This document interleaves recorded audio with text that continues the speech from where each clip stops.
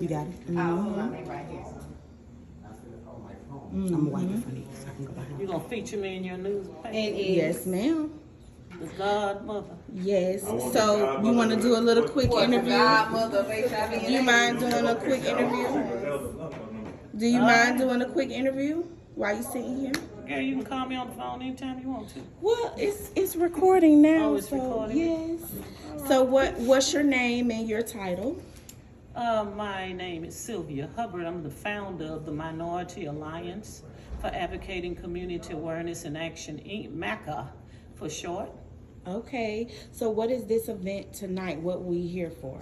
This is our last World AIDS Day event for the year. Pasco County, MAACA, Bork.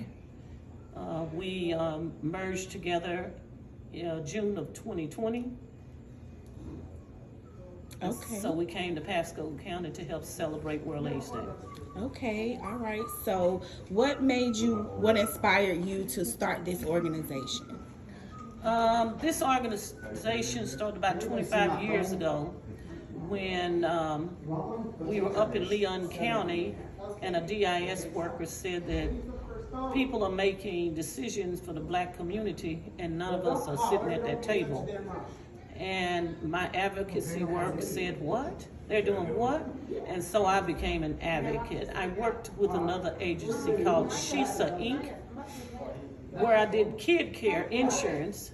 They also had a grant to do capacity building. So we started the Minority AIDS Action Committee, and we worked under that doing events, capacity building in the black community, Leon, Gaston, up to Alabama, Mobile, Alabama, down to Jacksonville, Florida. We were doing capacity building, trying to build the capacity of the black community to come out and support AIDS and talk about AIDS and try to stop the spread of HIV in the black community. We had a number of churches, and I remember that first year we was doing work, and that Shisha Inc. had did a pastor's retreat the year prior to me coming, and they had 2 pastors to show up for the conference. I asked, do you want me to help you pull this together? And they laughed at me and said, go ahead. Mm-hmm. That year they said, don't ask another pastor. We don't have anywhere else to put them. Mm-hmm. There was 150 pastor and lay people that came to that conference. They worked, but funding for black community and black agencies are one of the things that contribute to stigma of living with HIVs and trying to prevent the HIV virus from being spread in our communities. They don't want to pay us for the work. They give it to the larger agencies who don't look like us, and we become numbers. And so our numbers keep climbing, and people keep doing the same work that they've always done when you look at it that way. And so it's up to us to try and make a change.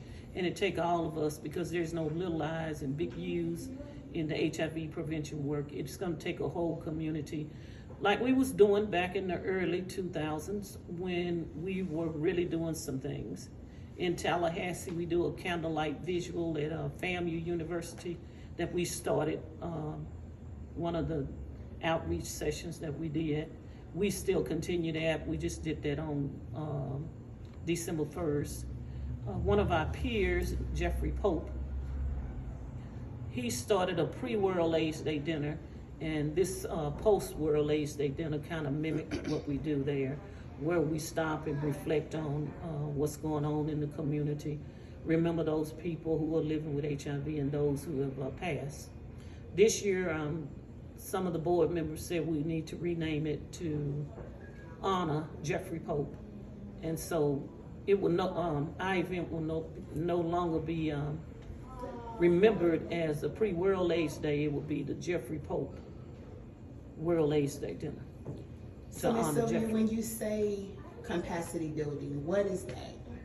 Capacity building is finding a group of people who see a need.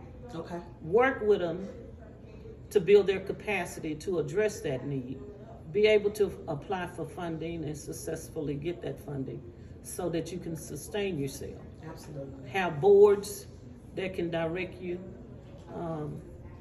This year we got different board members, and it really made a difference because we have people who are really interested in what our fight and cause is. We will definitely have to continue this on the Pasco Connect podcast because I have a lot more questions. I do want to follow up with something you was saying earlier in there about a program for college students. For college students? Mm-hmm. Well, we work alongside FAMU and like our candlelight visual for World AIDS Day. Mm-hmm. We had students from FSU as well as FAMU who pulled the program together. They found other students to work, like Alyssa MC. Well, they did the whole program. We just kind of sit back and guide them. We have the program already. I mean, you don't have to change a program. Right. Just show people how to do it. Like Andrew Gillum, that was running for governor. He was one of our persons that used to work on the World AIDS Day program. Nice. We have lawyers. They went on to be lawyers and medical doctor that implemented it over at FSU because they never did anything around HIV awareness days and until he started the World AIDS Day program, and they took it to a whole new event. It was really nice. But he moved on and it kind of slacked, but we found 2 other young ladies this year who they really did a great job. We had over 135 people on that Zoom call. 138. 138. Okay. Thank you.